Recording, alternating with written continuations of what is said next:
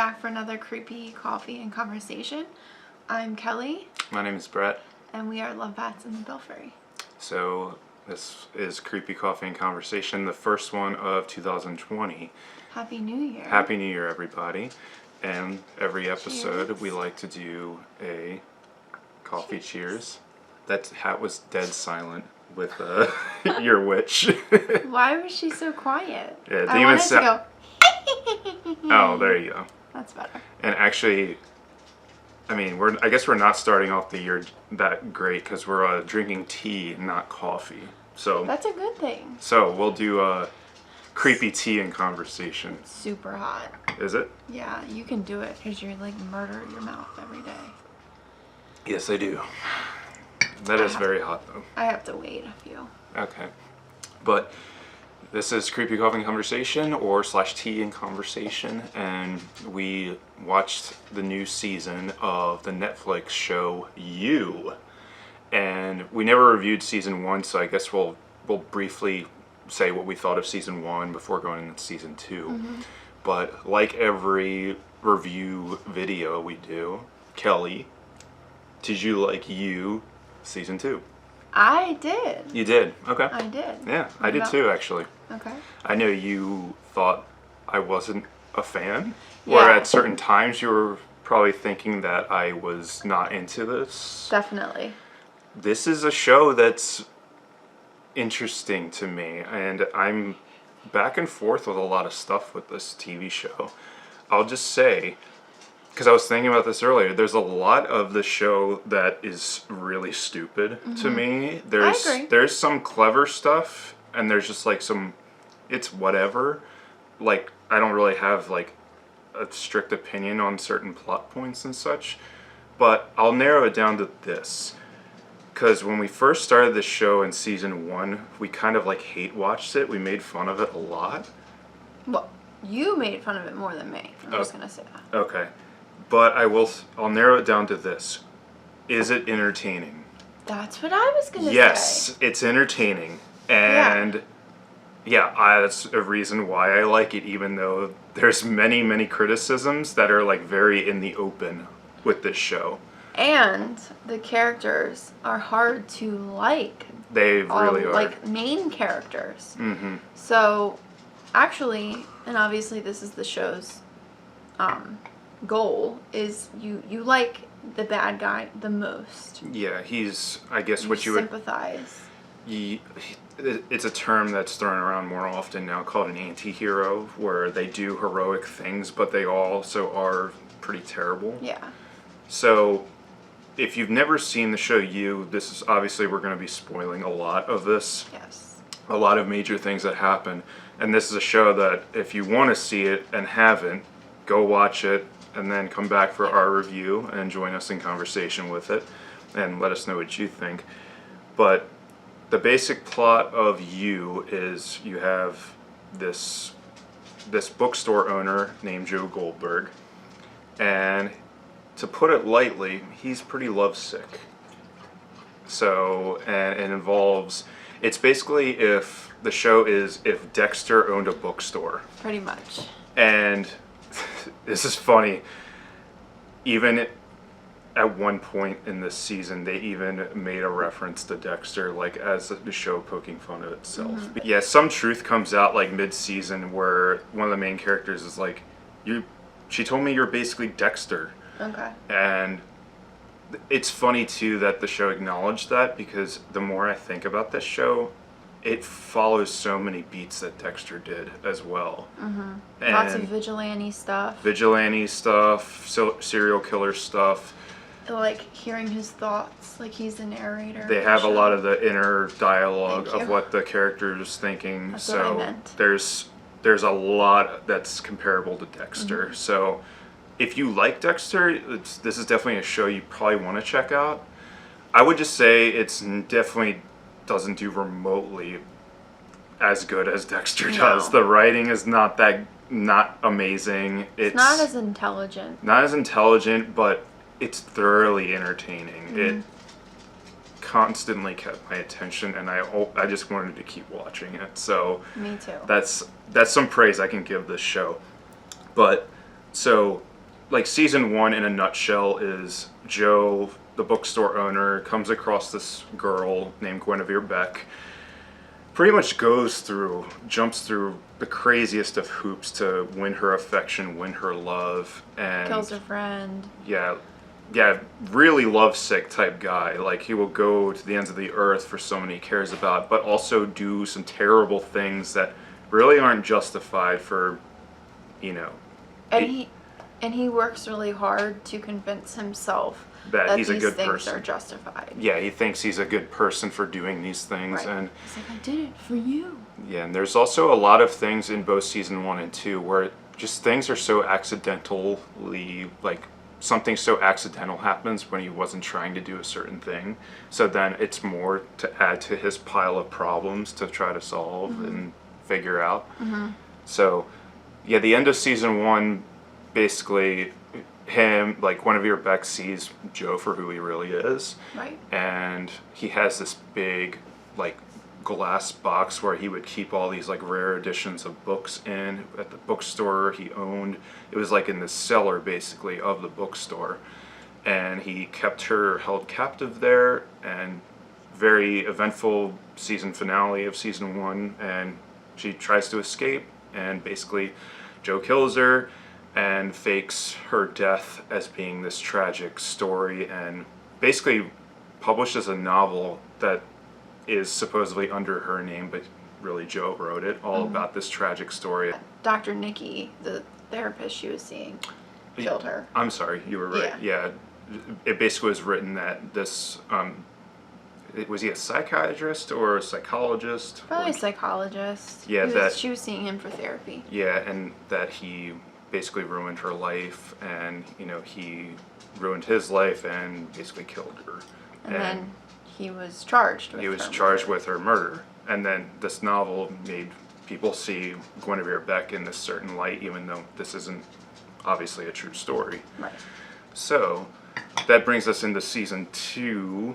Well, at the end of season one, they hint at a character named Candace, and what you find out in season one is that Candace was Joe's ex-girlfriend, and you figure something went down with them, but you don't know what that was. Yeah, you don't know the whole story, but you can infer either it made you think that he killed her and then faked that she ran away to Paris or something like that. That was the story. And it made you think that way. And then Yeah. at the end of season one, after the whole Beck story is wrapped up, he's just in his bookstore, and all of a sudden Candace shows up and says, hey, we have some things we need to discuss. And then end of season one, start of season two.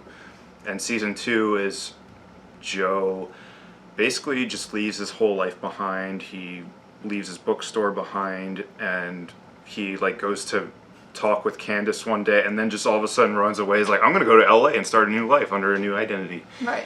And a lot of that's what season two is you have this guy who just wants to stay so private and been like, I can't believe I got that way with dating this girl, and I can't let that happen ever again. But of course he spots someone, hello you, and then another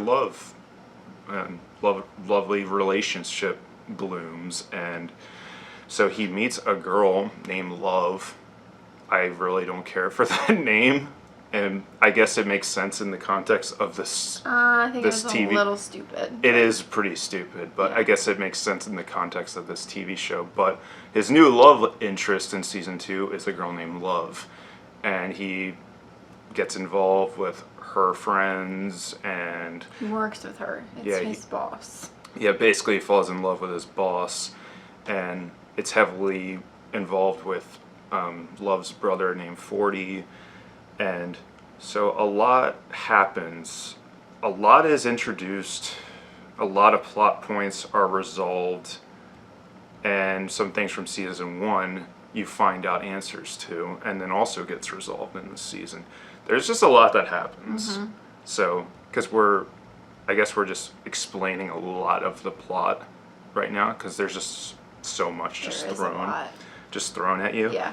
But what did you think of Love, the character of Love Quinn? So I would go back and forth. So she is played by Help me. So she is played by Victoria Pedretti.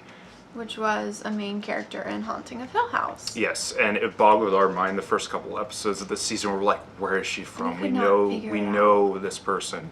Because, like, you don't forget her face. You don't forget her, like, mouth. Yeah. She's beautiful. Yeah. But, and she's a good actress, but yeah, I actually like her. Yeah. Character, like, I hated her, but I really liked her at the same time.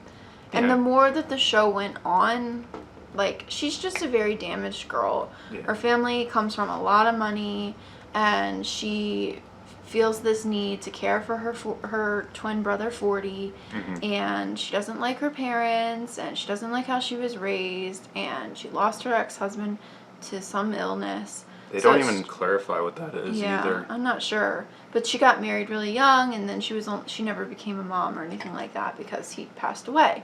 So she was like, I'm never going to let myself love again. Is it still hot?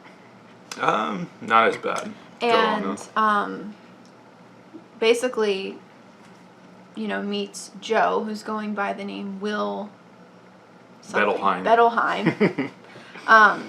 So that's how they get introduced at the bookstore / cafe that she works at and owns. It's not really clarified what exactly it is, but it is like, a bookstore / like restaurant or cafe. That has fresh produce called, can you say it?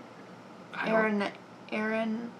Anavrin. Yeah. Nirvana backwards. Which is basically, the word Nirvana spelled backwards. Yes. So anyway, corny. The point is that I'm trying to make is she's very, like, strong-willed.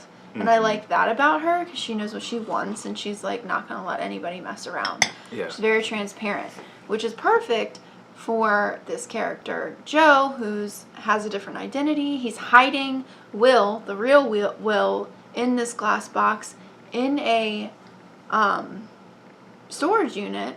So it's like this really tough balance between him falling for this girl and trying to fake his identity when she is, like, wanting the truth and wanting transparency. So it's like an interesting dynamic. It is an interesting dynamic, and the fact that it's this guy who's holding all these dark secrets and not even going by his real name when he's falling in love with a character named Love.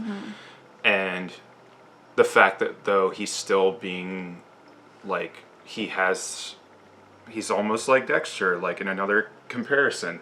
Like, he has, like, this normalness to him. Like, how he's just kind of like a normal, quiet guy. And then you have this dark passenger, using Dexter lingo, where, he's this lovesick, crazy person that's just pushing all these dark secrets down and trying not to reveal any of them. So... Did you like her as a character? I'm kind of in the same, like, box as you. I did like her, but also she was pretty annoying. She was... Not as bad as Beck, though. I was going to get to that, actually. Guinevere Beck, I hated her from the moment she came on screen. Love didn't hump any pillows. Yeah, she didn't hump any pillows. Spoilers.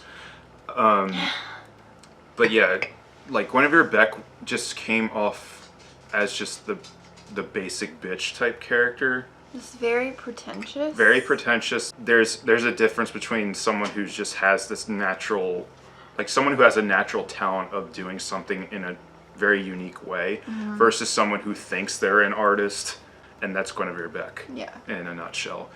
While Love was much more authentic. Right. And the fact that what I liked about her character was she even said in one episode to Joe / Will that because of her relationship with her ex-husband, and she became a widow, was the fact that she felt like she had never said all the things or did all the things that she wanted to do while he was alive. And the fact that because of that now, that she's just going to come out and say things and be honest about stuff. And doesn't hold back about it, which that's what I liked about her. Me too.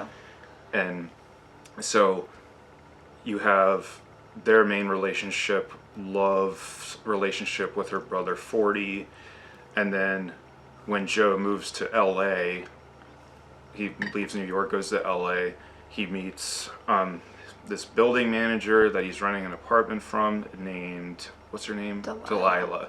And her little sister, Ellie.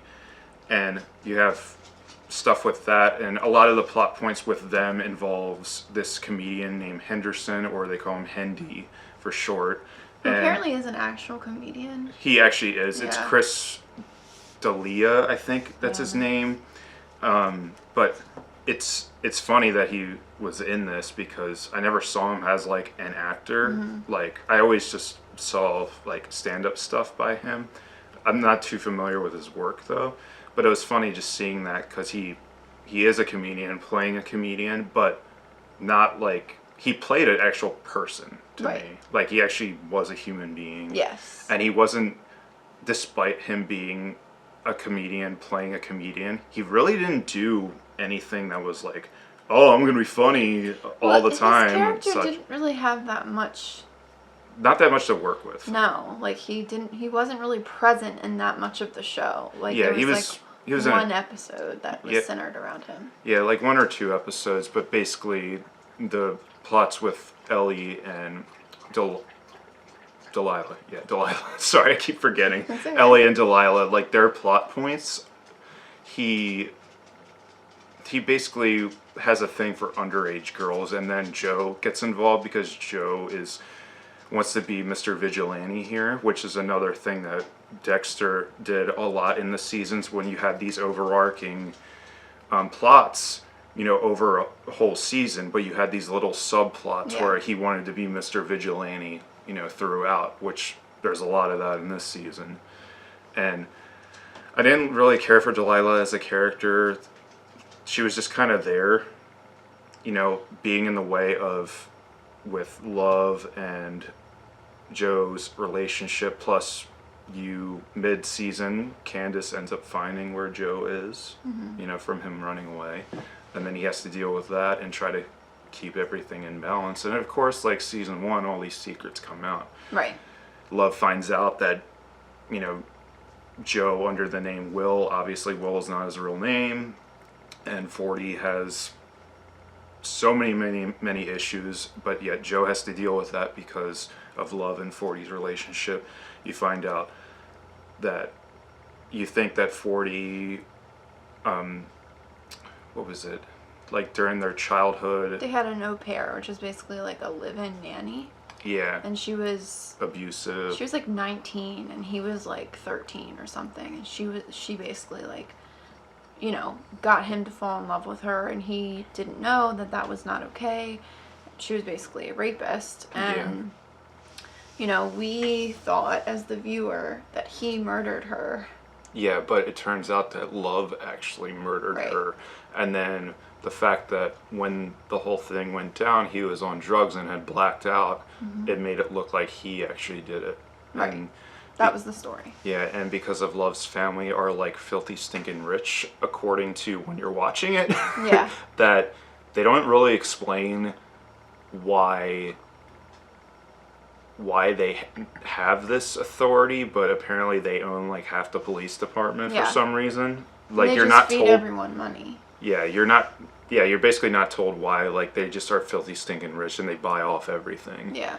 Which is the reason 40 is able to still do like these film type things.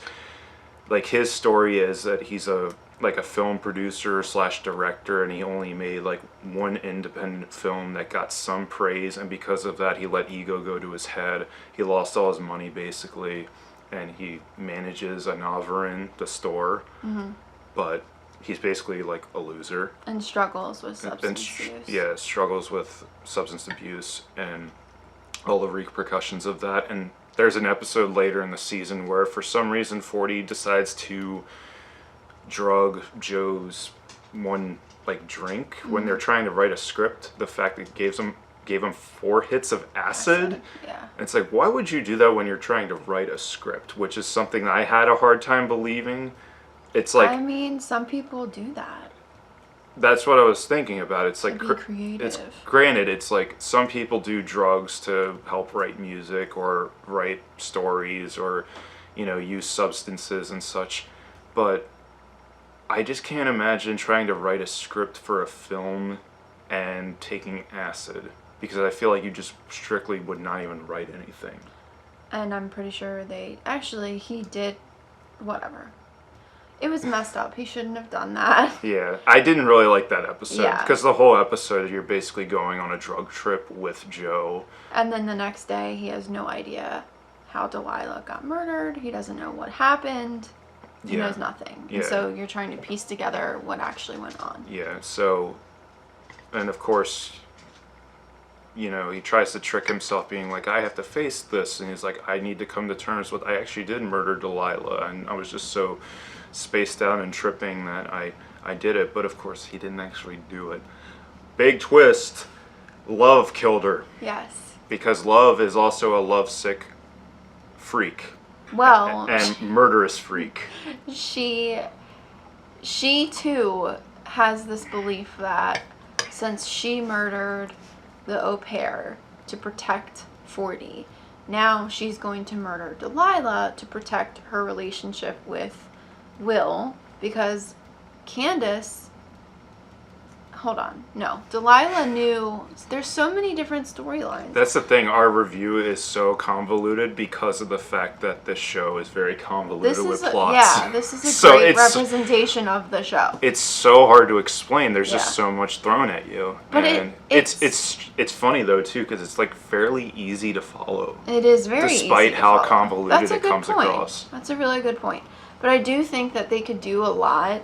Like if they were able to like space it out more. That's what I think too. Yeah, I feel like it could have been Even despite really well. Even despite like 10, just like a 10 episode season, which is kind of the norm for a lot of like streaming shows now, it did seem like this was a type of thing that if it really took its time, I think the big moments that happen, kind of like in Dexter, like the big moments that Yeah. happen really have an impact, because Yeah. there was moments that were like huge that should have like hit you, and it didn't. Because it's just like. Because it's there's, just like, bam, bam, 3 bam, per bam, bam. episode. Yeah, there's so much going on in Like each episode. Candace showing up at the wedding with 40 as his date, and Yeah, Will is that thing should have been like, holy shit. yeah, and But then it was. Candace walking in on him sitting next to Delilah's murdered body in the storage unit.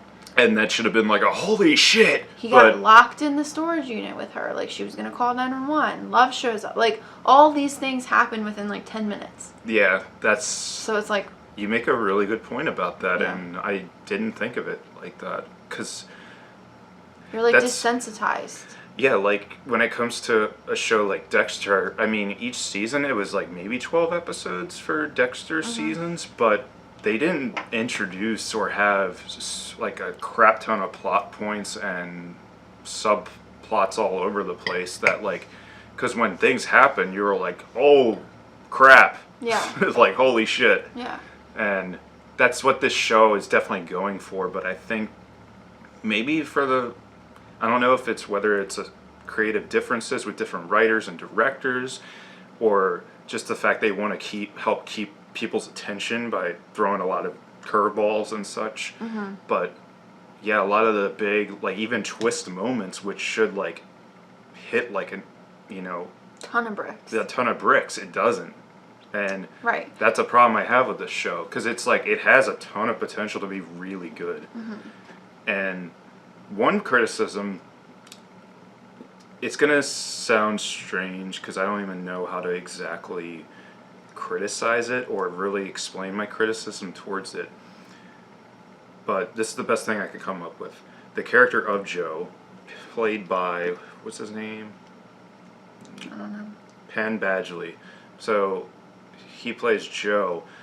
I think he does a good job with this character, but this is a classic example of, the movie Greta, which we didn't care for at all. Mm-hmm. My one criticism I had of that was like the lady who played Greta, who did these messed up things, even though you saw her on screen being crazy, she never came off as a person that could be like that.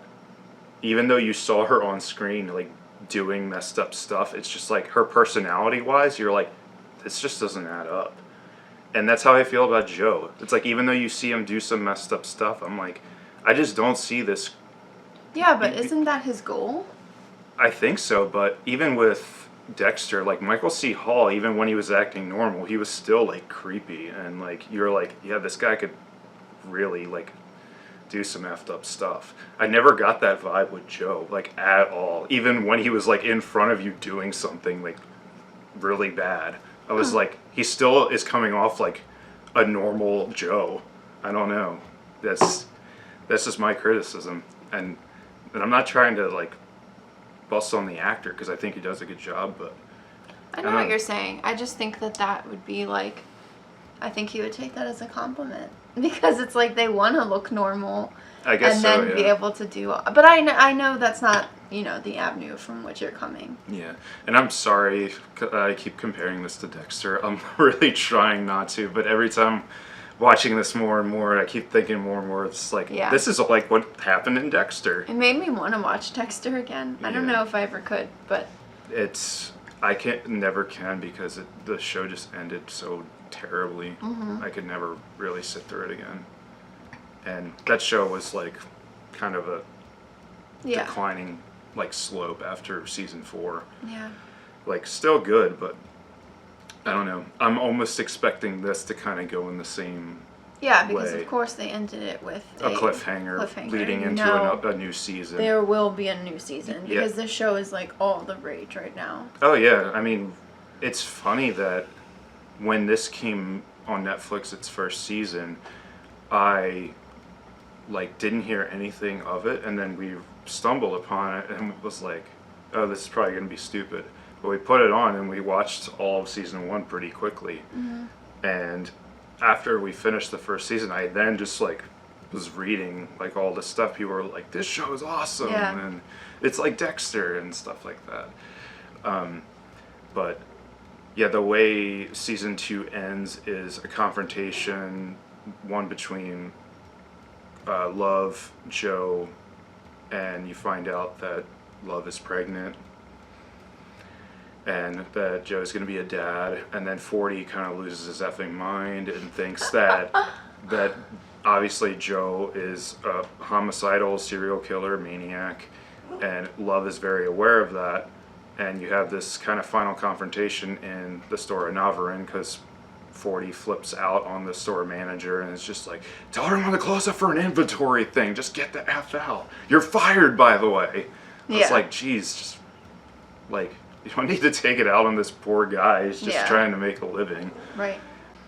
You had that confrontation with Love and Joe, and it's like, can we even love each other? Like, can Joe even love the character of Love after finding out that she's a killer as well? Like, she brings the muffins in the glass box, and he like goes to eat it, and then he's like, and she gets so upset. She's like, you can't trust me now that you think I'm crazy and psycho and all this stuff. But I actually really like that idea that they went with that, because I did too, actually. It could have been just like another season 1 all over again. Yeah, like at first I wasn't sure if I liked that she like murdered people and then killed Candace and stuff like that. Yeah, you kind of. The more I thought about it though, the more I liked it, because yeah, it would have just been retreading the footsteps of season 1, and that would have been not that interesting.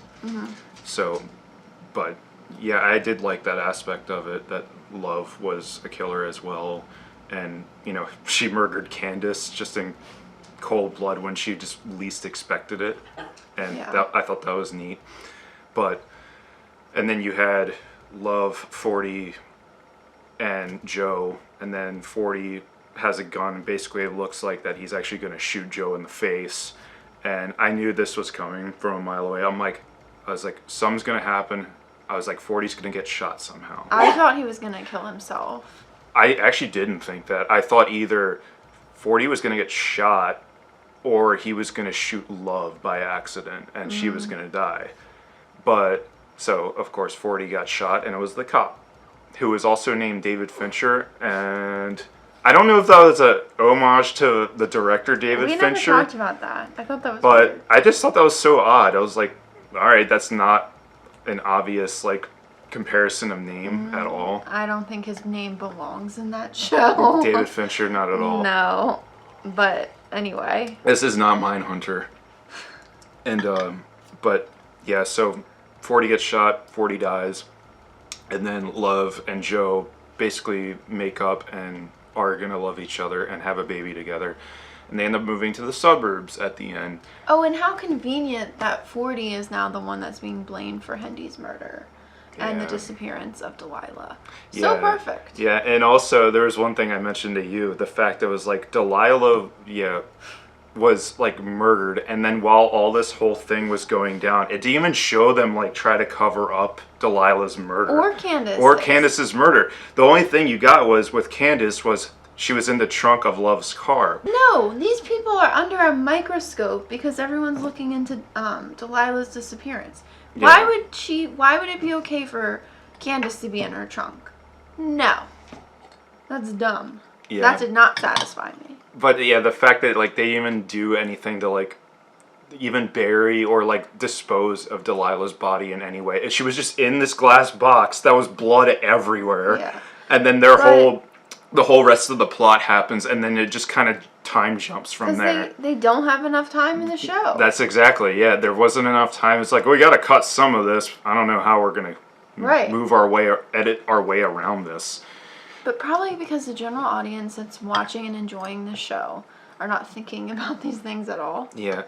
That's the thing, is like, I feel like most people wouldn't pick up on that and be like, wait, they didn't even dispose of Delilah's body at all. Yeah, that's true. So, but, yeah, and then the very end was, you think Joe and Love are, settling in on a house in the suburbs, and then Joe goes to read a book outside with a glass of lemonade, and then he looks through his gate and says, that's when I saw you. Mm-hmm. And some neighbor of theirs is just sitting in a chair reading a book, and then he's like, I can't wait to get to know you, neighbor. Right. Oh, you. And gotta love the show You. I mean, I guess I'm supposed to be excited that means that there's more coming. But it's also a little disappointing because it's like, I don't know, you kind of had hope for this character that now that someone really understands where he came from, what he went through as a kid, 9 years old, shot his dad. It kind of cheapens the effect of like their like experience. Love and experience and relationship. The fact that they overcome, Joe lying about his identity for so long while dating this girl, and then the fact that Love had secrets. And the fact she came out and being like, I'm a killer. And the fact it's like, holy crap, this is a lot to deal with. Yeah. But they deal with it together. And then when the season wraps up, it was like, oh no, Joe's gonna go have a lovesick affair with a neighbor probably in season 3. And it's gonna be lots of nonsense that goes on. Yeah. Love's gonna die, and he's gonna raise their daughter, and just like she's Dexter. gonna be just as sick as them. Just as Dexter. Yeah. Dexter's married, has a kid, wife dies. He raises his son. Yeah. Beat for beat. Yep. So, but would you recommend You to people? I actually would too. I don't know. It's a lovable mess, I think, it's a good way to describe it. Of a TV show. You is ridiculously entertaining, despite it. Yeah, like the best way to describe it. It's a lovable mess. Yeah. So, if you like shows like Dexter, or just need a good entertaining show to occupy your mind and time on Netflix. For 2 days. Binge it. Yeah, binge season 1 or 2 of You. It's very entertaining despite how dumb it can be. There is some like weird sexual situations sometimes though. Yeah. I'm just gonna say that. I agree. That's all. Just leave it at that. Yeah. But never mind. Okay. Any other thoughts on You? No, I'm just glad it was made. I'm glad it was made so that we could too. hate watch it, but also secretly really love it. Yeah, it's a love-hate thing. Yeah. Like I said earlier, there's a lot has a lot of potential for it to be a legitimately great show, but also it has some really, really stupid moments. Mm-hmm. And that's what makes it really fun and enjoyable for me. Yeah. So, yeah, check it out. I recommend it. Definitely. Yeah, if you like Lifetime network movies, then this is probably up your alley. Yeah. So, this has been Creepy Coffee /Tea. and conversation. My name is Brett. I'm Kelly. If you like this video, give us a like, comment on it, subscribe, hit our bell if you want notifications for our next video, and let us know if you like the show or if you hate it, or you agree or disagree with us. Let us know your thoughts and let us know what you'd like us to discuss on our show. Yeah, 2020 has big things in store for love bats. Yes, Just love saying. bats in the Belfry. All right, bye Bye. everybody.